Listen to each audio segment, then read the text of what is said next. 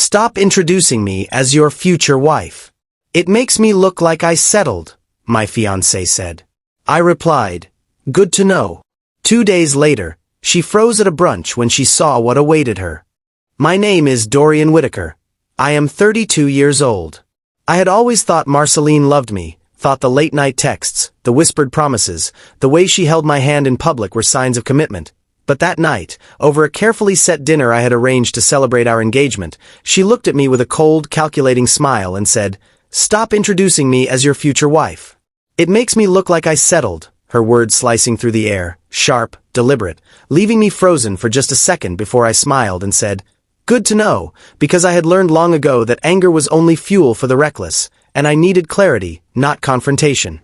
The ride home was quiet, the city lights streaking past the window, and I replayed her words over and over, a bitter taste rising in my throat, because it wasn't just cruelty, it was a declaration that I was beneath her ambitions, that the love I thought existed was nothing more than convenience, and the truth hit me like a fist.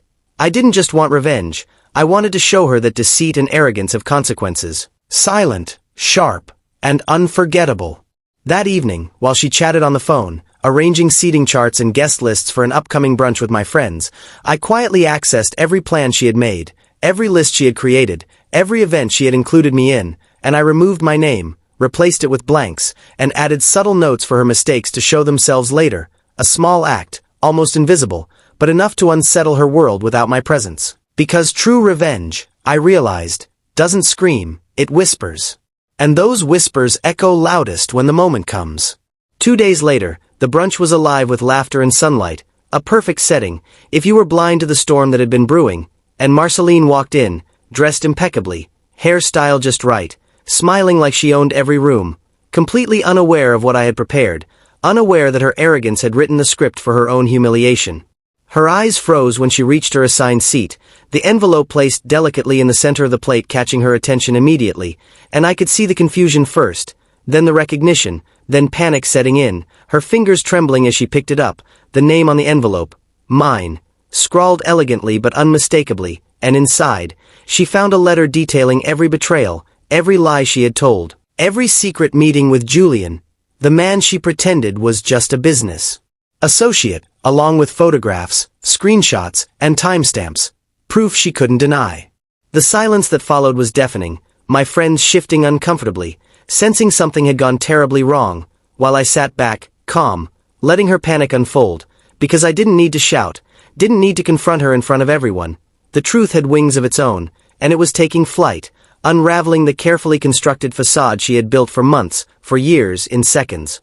Marceline tried to laugh, a high-pitched, shaky sound that made everyone turn, but the veneer cracked further with every glance at Julian's messages included in the envelope, and her friends' faces changed from confusion to disbelief to sympathy for me, realizing that the woman they had admired and trusted had been living a lie, a betrayal that ran deeper than anyone could have imagined, and in that moment, I understood the beauty of patience, because the perfect revenge is the one where you do nothing but wait, and the world does the work for you.